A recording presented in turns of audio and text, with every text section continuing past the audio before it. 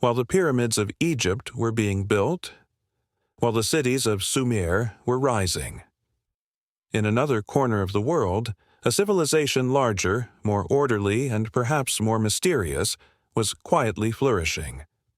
An empire spanning millions of square kilometers across the valleys of two great rivers, the Indus and the legendary Sarasvati, encompassing thousands of settlements. A territory larger than ancient Egypt and Mesopotamia combined. Think about it. All of modern-day Pakistan, northwestern India, stretching into Afghanistan and Turkmenistan. A colossal network. But there's a problem. We know almost nothing about this vast civilization. We cannot read their language. We do not know the names of their kings. We aren't even sure if they had kings in the way we understand them. We don't know the stories of their gods. We don't know their wars, their heroes, their myths. And most importantly, we don't know why. Suddenly, within just a few centuries, almost nothing remained of this enormous urban structure. This is one of history's greatest voids. This is the story of the Indus Valley Civilization. Or, perhaps, the story of its storylessness. Welcome to the Shard of History. When we think of the Indus Civilization, we don't picture colossal monuments like Egypt or royal tombs like Mesopotamia.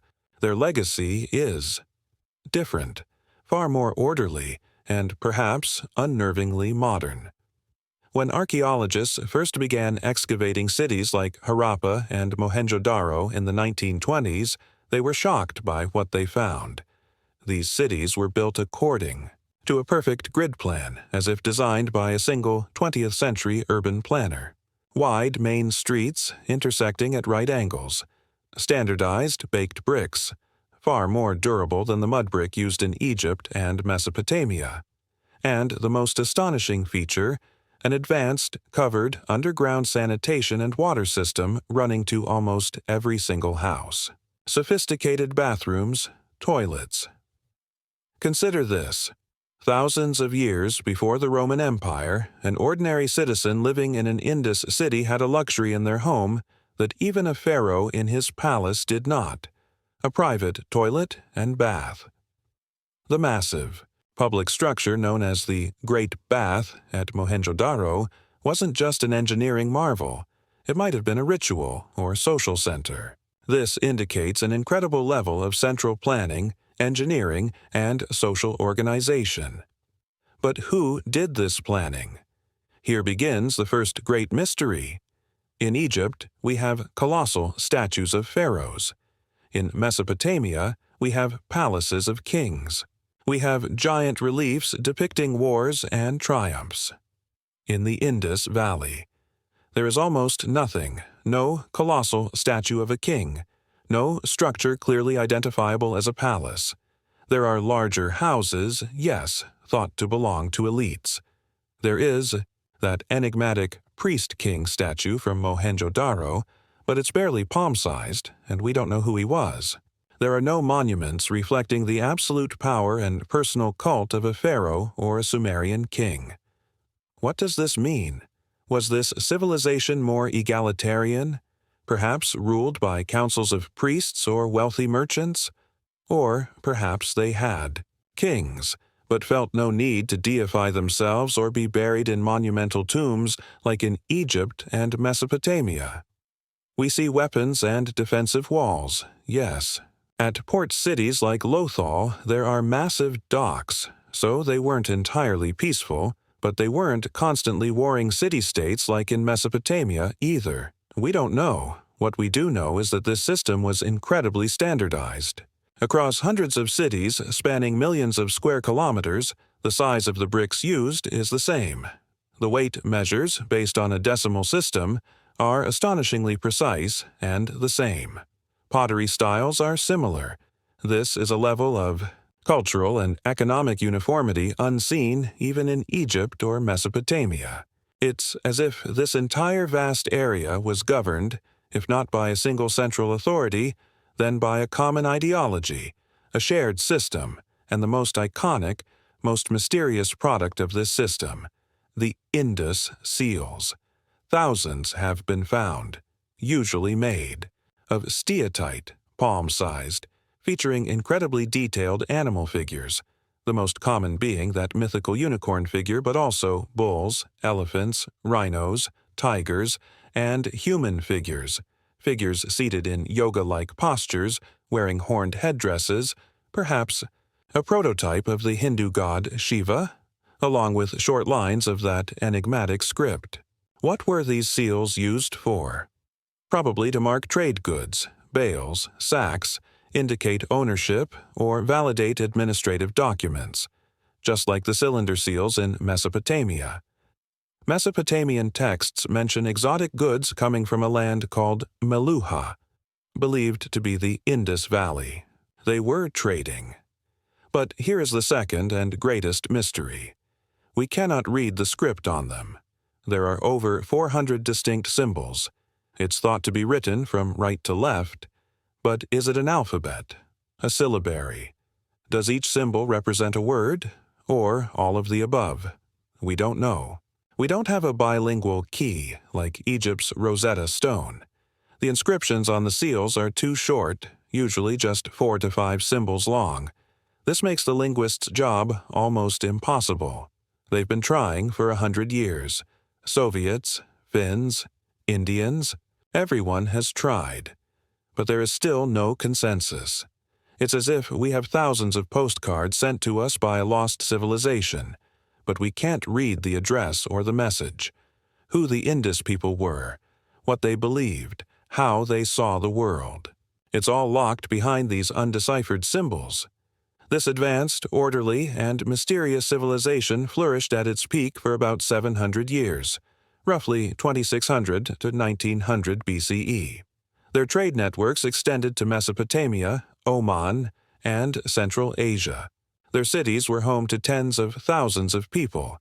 Mohenjo-Daro and Harappa were among the largest metropolises of their age. And then, around 1900 BCE, everything changed. The cities began to be abandoned. That perfect grid plan deteriorated. People started building makeshift houses encroaching onto the streets. Houses were subdivided, becoming overcrowded. Those sophisticated drainage systems clogged and garbage piled up in the streets. The standardized weights disappeared. The artistic quality on the seals declined, and eventually the script vanished entirely. Cultural unity fragmented.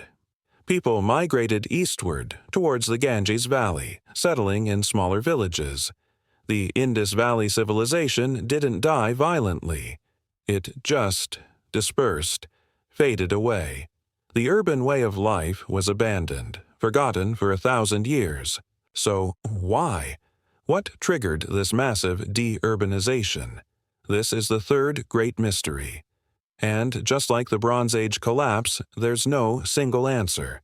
It was likely a combination of factors. Theory 1. Climate change and rivers. This is the strongest and most widely accepted theory. The Indus civilization depended on 2 major river systems, the Indus and the legendary Ghaggar-Hakra, believed to be the ancient Sarasvati River. The Ghaggar-Hakra was possibly even larger than the Indus, and hundreds of cities lay along its banks. But around the beginning of the 2nd millennium BCE, major climatic shifts occurred in the region. The monsoon rains weakened and became erratic. This devastated agriculture. Even worse, the course of the Ghaggar-Hakra River shifted due to tectonic activity or climate change, and the river dried up. Today, that area is the Thar Desert. Their lifeline was cut. The cities became uninhabitable. People were forced to migrate east, following the water towards the more reliable Ganges. Theory 2. Aryan invasion migration. This was once a very popular theory, but it's now highly controversial. According to this theory, around 1500 BCE, warrior tribes calling themselves Aryans invaded the Indus Valley from Central Asia, conquering the local population, thought to be Dravidians. The wars described in the Vedas, the sacred texts of Hinduism, were thought to reflect this invasion. However, the archaeological evidence does not support a widespread invasion or massacre. Apart from a few scattered skeletons found in Mohenjo-Daro, there are no signs of major warfare or cities being burned down. The current view leans towards a prolonged migration or cultural interaction rather than an invasion. Aryan culture and language, Sanskrit, may have gradually permeated the region, perhaps accelerating the decline of the already weakened Indus order, but it wasn't the primary cause of the collapse. Theory 3. Systemic problems. Perhaps the answer was simpler. Perhaps the system became a victim of its own success. Overpopulation, depletion of resources, especially deforestation from firing billions of bricks, soil salinization due to intensive irrigation, disruption of trade routes due to crises in Mesopotamia and the wider Bronze Age world. Perhaps that perfect order was a fragile structure, unable to adapt to changing conditions. Just like the other Swiss watches of the Bronze Age, perhaps the extreme standardization stifled innovation and flexibility. Whatever the exact combination of causes, the result was the same. One of the largest and most enigmatic civilizations in human history quietly faded from history, leaving behind undeciphered seals and abandoned cities. The Indus Valley Civilization reminds us that civilization isn't just about pyramids and kings. It shows us that a different model was possible, perhaps more egalitarian, more orderly, but also perhaps more fragile.